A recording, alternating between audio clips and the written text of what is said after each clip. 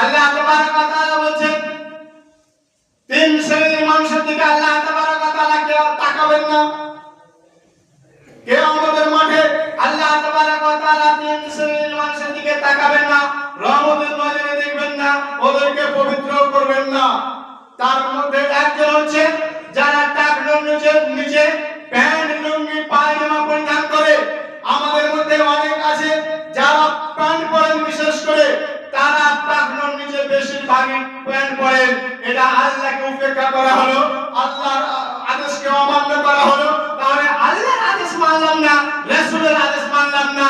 আজ যখন লাগলো আই লাভ মুহাম্মদ, এই আই লাভ মুহাম্মদের পোস্টার যখন লাগলো, সারা দেশে দেখা গেল, বিভিন্ন জায়গায় দেখা গেল, আমরা বিভিন্ন ধরনের মানুষ যার দাড়ি নাই, যার প্যান্ট পরা ঠিক নাই, যে শরীয়ত মানে না, যে সালাত আদায় করে না, সিয়াম পালন করে না, এরাই দেখছি আগে গিয়ে তারা লাগাচ্ছে আই লাভ মুহাম্মদ। তোমার আই লাভ মুহাম্মদ বলে এই ভারতবর্ষের মাটিতে এখন যা পরিস্থিতি, তোমার জানকে, নিজের জানকে বিলিয়ে দেওয়া ছাড়া আর কিছু নয়।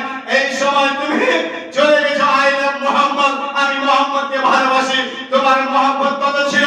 তোমার দাড়ি থাকতো বড় বড় লম্বা লম্বা, তুমি 5 ওয়াক্তের সালাত আদায় করতে, তোমার টাকনোর নিচে প্যান্ট থাকতো না। তোমার বাড়িতে জুয়ারি মদারি গানে থাকতো না। আজকে কোনো এমন বাড়ি হয়তো বাঁচবে না যে তার বাড়িতে গাঁজা, মদ, জুয়া কিংবা কোনো রকমের খারাপ কাজ হচ্ছে না।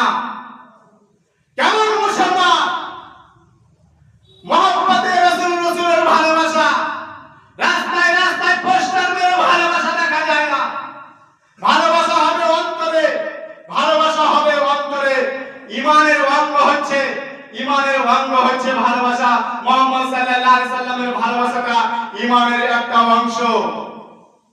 মুহাম্মদ সাল্লাল্লাহু আলাইহি সাল্লাম বললেন, লা ইউমিনু আহাদুকুম হাত্তা আকুনা আহাব্বা ইলাইহি মিন ওয়ালিদিহি ওয়া ওয়ালাদিহি ওয়ান নাসি আজমাইন।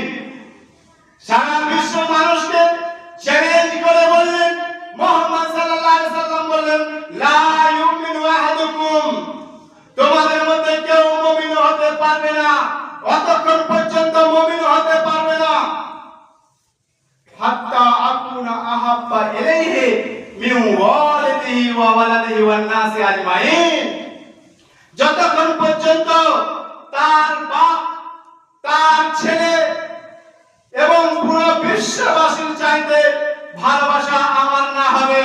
মুহাম্মদ সাল্লাল্লাহু আলাইহি সাল্লামের ভালোবাসা আমার বাবার চাইতে, আমার ছেলে চাইতে, সারা বিশ্বের মানুষের চাইতে ভালোবাসা মুহাম্মদ সাল্লাল্লাহু আলাইহি সাল্লামের সাথে হতে হবে। এবারে আসুন, সময় খুব অল্প, এইজন্য আমি এই বলে শেষ করে দেব। বাস শুধু দেখাতে চাইছি যে ভালোবাসা সাহাবায়ে কেরামদের কেমন ছিল। সাহাবায়ে কেরামরা যেমন কোনো আয়াত, কোনো হাদিস শুনেছেন, আল্লাহ রাসূল সাল্লাল্লাহু আলাইহি সাল্লাম যা বলেছেন সেটা করেছেন।